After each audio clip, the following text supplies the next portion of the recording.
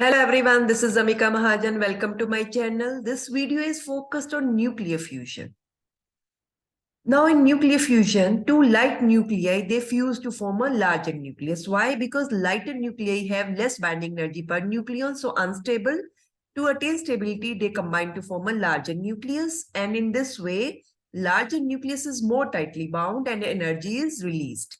Fusion में दो light nuclei आपस में कंबाइन करके बड़ा न्यूक्लियस बनाते हैं जो कि कंपैरेटिवली स्टेबल होता है, बहुत सारी एनर्जी रिलीज होती है, इसी को न्यूक्लियर फ्यूजन बोलते हैं। अब कुछ एग्जांपल्स हम ले रहे हैं। Two proton they combine to form deuterium, release of positron, neutrino particle and 0.42 MeV energy. एक और एग्जांपल है जिसमें two deuterium they combine to form helium 3 nucleus with release of neutron and 3.27 MeV energy. One more example in which two deuterium they combine to form one tritium nucleus with one proton and 4.03 MeV energy. Basically, nuclear fusion to take place, two nuclei must come close so that attractive short-range nuclear force is able to affect them.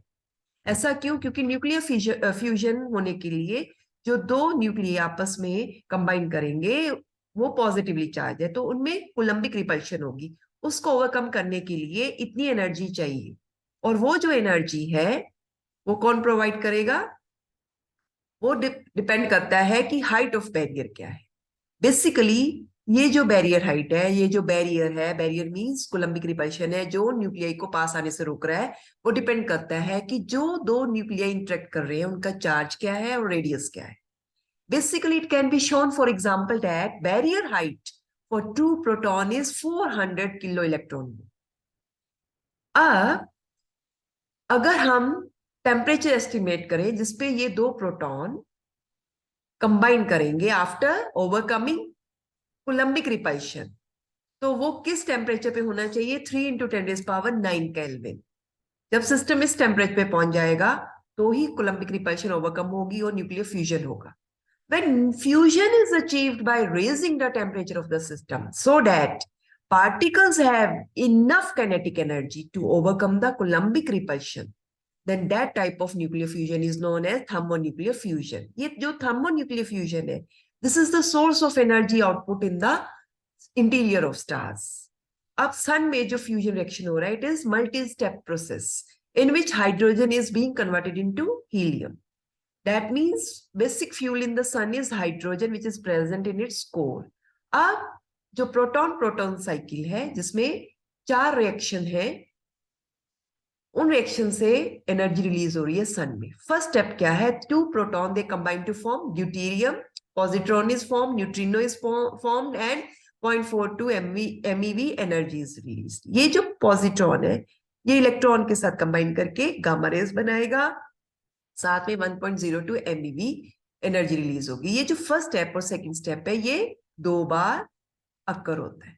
उसके बाद third step में ये जो deuterium है ये proton के साथ combine करके हीलियम 3 न्यूक्लियस बनाएगा, साथ में गामा रेज निकलेंगी और 5.49 MeV एनर्जी निकलेगी। ये स्टेप भी 2 बार होता है। अब हमारे पास ये जो हीलियम 3 न्यूक्लियस है ये दोनों कंबाइन करके आपस में हीलियम 4 न्यूक्लियस बनाएंगे with release of 2 protons and 12.86 MeV energy. तो बेसिकली पहले 3 स्टेप 2 बार अक्कर हुए, इन सबको ऐड करके चौथे में भी ऐड कर देंगे तो हमारे पास जो नेट रिएक्शन है वो क्या बनेगा?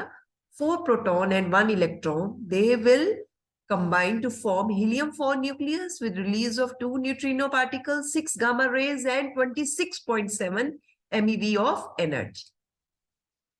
अब होगा क्या? जब हाइड्रोजन कोर में पूरा का पूरा हीलियम में कन्वर्ट हो जाएगा तो कोर में कोई रिएक्शन नहीं हो रहा, तो इसका मतलब एनर्जी रिलीज नहीं हो रही। Core starts to cool and star will collapse under its own gravity which will increase the temperature of core again.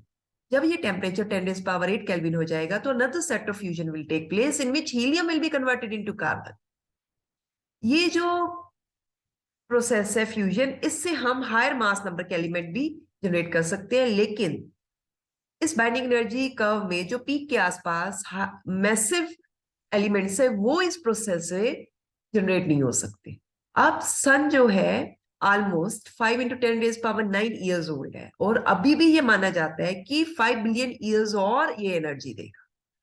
अब जब सारा का सारा हाइड्रोजन हीलियम में कन्वर्ट हो जाएगा तो सन की कूलिंग शुरू हो जाएगी और कोलैप्स करेगा, जिससे उसके कोर का टेम्परेचर बढ़ जाएगा और आउटर एनवेल्प जो है वो इतना एक्सपेंड कर जाएगा कि एक रेड जाइंट में कन्वर्ट हो जाएगा, जो कि मिडिल स्टेज ऑफ स्टार है, और बाद में वो व्हाइट ड्वार्फ में कन्वर्ट हो जाएगा। In control fusion reactors, our aim is to generate steady power by heating the nuclear fuel to a temperature in the range of 10⁸ Kelvin.